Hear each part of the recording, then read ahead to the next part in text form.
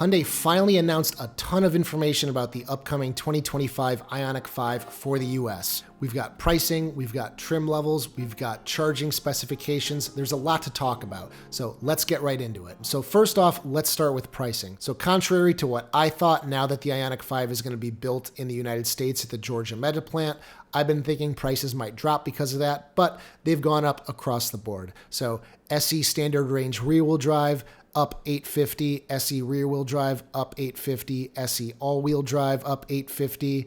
And here in the middle with the SEL trim is where we see the biggest price hike, and that is going to be $2,250 for both SEL all-wheel drive and rear-wheel drive. Now, I'll preface this by saying this is probably in response to what they did last year with the 2024 Ioniq 5. They removed everything that I liked about the SEL and basically reserved it for the limited trim.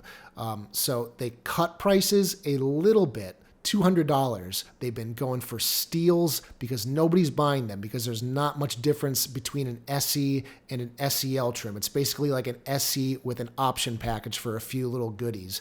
But the limited trim or the SE are really the only two ways to get a 2025 Ioniq 5 in my personal opinion. So they realize that, they're backtracking, they've added a lot of stuff, but we will talk to that in a little bit. So then stepping up to the limited trim, $850 across the board. And then the freight charges are $1,475. It's basically just been the story that these cars have been going up in price since they went on sale in the 2022 model year. So for instance, the limited all-wheel drive used to be had for a steal in 2022, and it qualified for the full $7,500 tax credit. So $54,500 when it first went on sale. Now it's up over $58,000. So it's approaching almost $4,000 in price increase over 3 years. So I'm a little bummed about that, but that's just the way that it's going. Now, all of these cars will qualify for the $7,500 tax credit if you do lease it.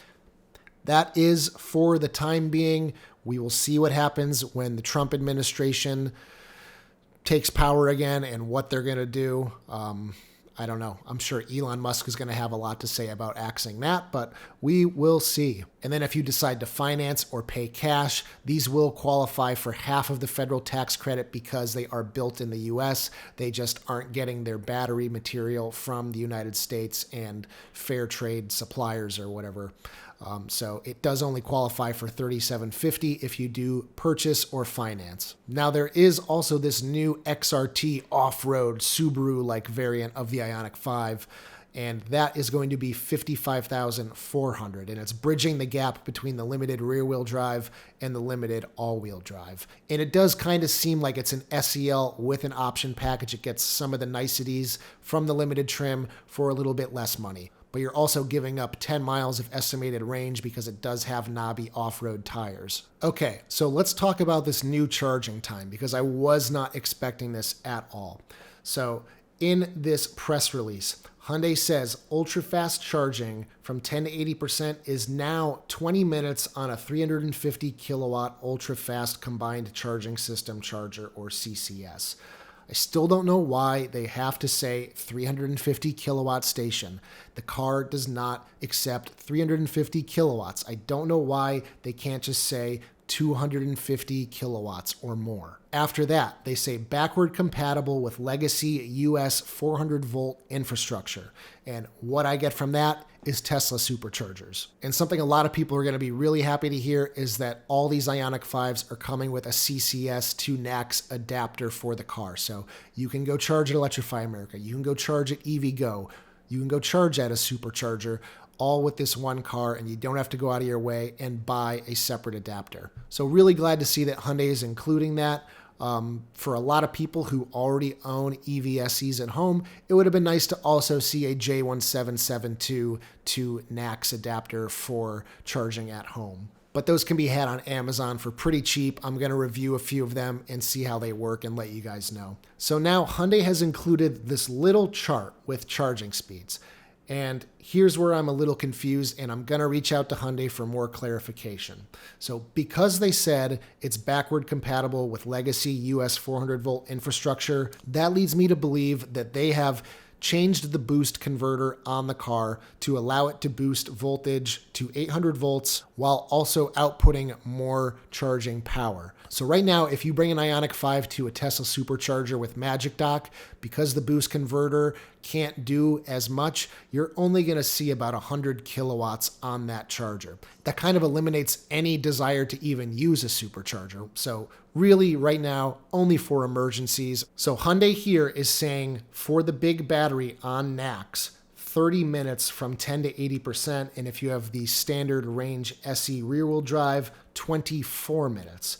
Now, I'm assuming this means that if I go to any supercharger that's open to an Ioniq 5, 30 minutes. Then they specify at a 50 kilowatt charger with a CCS adapter, 1 hour and 21 minutes. I don't know why they even put that in here. Nobody's going to 50 kilowatt chargers, and everybody who does know it's going to take forever. But then they say with CCS adapter at a 250 plus kilowatt DC fast charger, 20 minutes.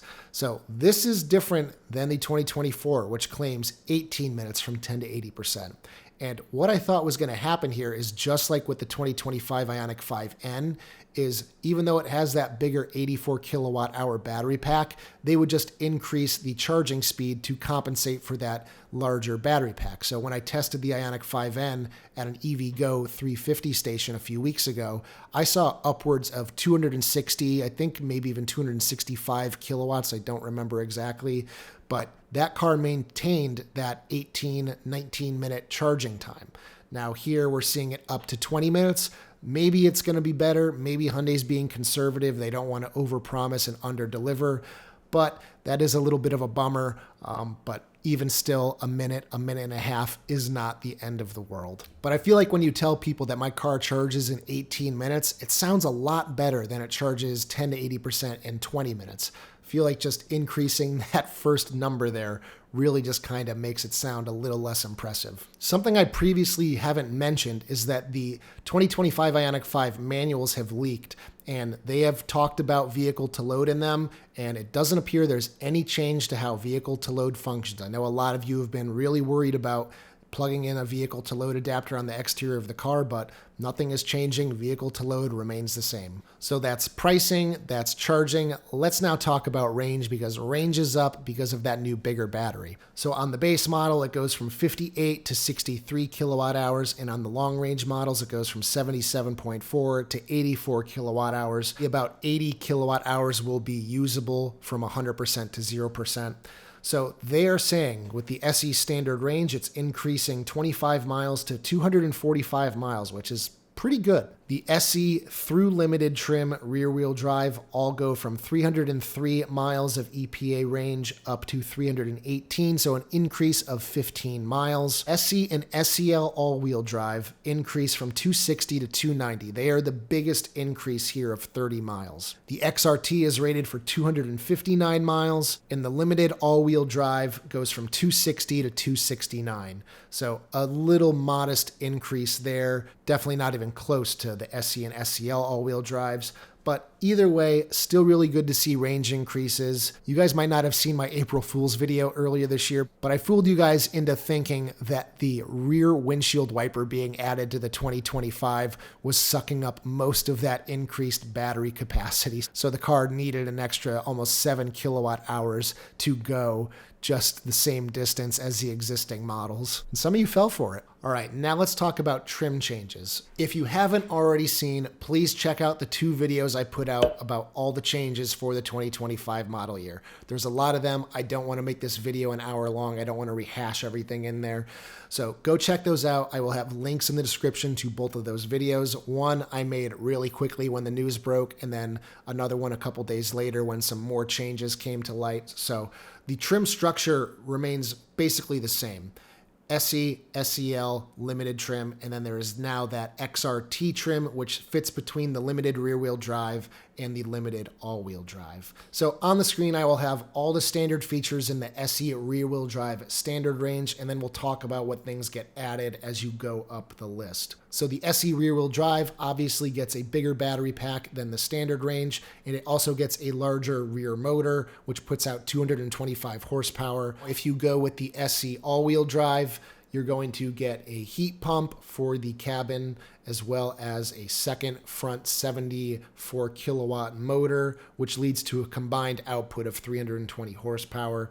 And then you get an H-Track liftgate badge. H-Track is what Hyundai calls all-wheel drive. Stepping up to the SEL rear-wheel drive. This is where we see a lot of things get added back in. The SEL is now getting the better headlights again. It's getting power folding side view mirrors again. You get leatherette seating again. You get a power passenger seat, which the SEL has not had in the US before. So that's really cool. The seats in the back of the SEL are also heated. They also get rear seat vents, which again, they took out for 2024. And then the SEL trim is also going to get the roof rails so that you can put crossbars for carrying a kayak or what have you. So for 2025, I was hoping that maybe on the rear wheel drives, they would have finally put in the child escape latch in the front trunk so that they could put in the larger one that rear wheel drives all around the world have to make it a little bit more useful, but they have not done that. It is the same standard tiny little front trunk for every trim of the Ioniq 5 in the US. It's less than a cubic foot, so you can maybe put one shoe in your charger if that's your jam. The SEL does also come with Digital Key 2 Premium, which should allow for ultra wideband and Apple Watch and all those things to get into your car and to start it. So that's cool to see. So I'm really glad to see that Hyundai learned their lesson about what they did with the 2024 Ioniq 5. So then stepping up to the SEL all-wheel drive, heat pump, and second motor. Now for that XRT off-roading Ioniq 5, it's getting exclusive wheels with all-terrain tires. You get a almost 1-inch suspension ride height increase with unique tuning. This trim gets some more of the safety features, so you get the blind spot view monitor, surround view monitor, parking collision avoidance assist, reverse forward and side, parking distance warning, reverse forward and side, plus remote smart park assist 2, which is where you can use the key fob to steer the car into a parking space. And then there's a lot of XRT exclusive badging, trim, just all around vibe of the car. The XRT is where you're going to get the sliding center console, which used to only be on the limited trim. The XRT is also going to get the rear seat vehicle to load adapter, which is the standard 110 volt household outlet, which is not included in the cabin on any of the lower trims. They're saying rear adjustable head restraints for the rear outboard, so that leads me to believe that just like with the existing Ioniq 5, the headrests in the back seat are going to be fixed in place, so you can't remove them if you want a better view out the back. The XRT is going to get the better 8-speaker Bose premium audio system. The XRT also gets e-active sound design, which is going to be where it makes it kind of sound like you're accelerating with a gas car, if that's what you're into. On the XRT, you're also getting the LED 4-pixel Hyundai emblem in the center of the steering wheel, which shows you things like charging level and if the voice assistant is active. And now let's talk about the big boys, the limited trims. So they're going to get all the bells and whistles, blind spot view monitor, surround view monitor, the front V accent light bar that I like to call the mustache, gloss black exterior, safety features, the panoramic fixed glass roof, rain sensing wipers, head-up display, memory seats, ventilated seats, driver seat with relaxation function. The digital mirror continues, even though there's now the rear windshield wiper, so that's kind of nice that you have that option as well. Ambient LED interior lighting, rear door shades, limited comes with the cargo cover, and then the Bose premium audio system, remote smart perks, parking distance warning on the side, all sorts of goodies. And then obviously stepping up to the limited all-wheel drive, you get that second front motor, which gives you 320 horsepower, and then a heat pump for more efficient cabin heating. So scrolling down, this is where they list all their accessories available for the car. So you can see vehicle to load adapter for the NACS charge port, which is something a lot of people have been asking me about, $220. Which is a lot cheaper than when the vehicle to load adapter first went on sale. And then it's pretty much all the standard stuff here. Except for premium cross rails, that's a new option because now you have those roof rails. All right, so let's talk about colors now because there's some new colors for the 2025 model year. So there's going to be the same standard colors across the board. So Abyss Black remains, Cyber Gray remains, Atlas White remains, Digital Teal remains, and Lucid Blue all remain. There's some new matte colors here. We have Atlas White Matte, which is new, Celadon Gray Matte, which is new, Ecotronic Gray Matte, is existing, and Gravity Gold Matte is also an existing color. For that XRT trim, there is now Ultimate Red, which red has not been available on any Ioniq 5 to date, and then a new color called Cosmic Blue Pearl. And then something I'm really excited about is the interior colors. So the dark green interior that I have on my 2022 Ioniq 5 is now available on some more colors. Previously, it was only on the digital teal exterior as well as the gray matte exterior. Now you can get it on Abyss Black, Cyber Gray, Atlas White, and then those other two. The XRT can only be had with that black interior, and then across the board, all these cars can also be had with a black interior, and then certain colors can get gray. Now, if you get the SE version of the Ioniq 5, you're limited in terms of exterior colors to just the gloss colors. You can't get any of the matte colors, so that's Abyss Black, Cyber Gray, Atlas White, Digital Teal, Lucid Blue. So there you have it, guys. Those are all the changes for the 2025 model year. Super excited to get my hands on this thing. I'm going to the LA Auto Show in a couple weeks. Hopefully they'll have one there. I can get a first look at it. But as I've told you guys already, I do plan on getting rid of my 2022 and getting the 2025. So stay tuned for a lot of coverage on this new Ioniq 5. Check out my store at ioniqguy.com for accessories for your Ioniq 5 if you already have one or if you're getting one of these. My magnetic eyewear holders are going to work perfectly in the new Ioniq 5. I'm going to have cup holder enlargers.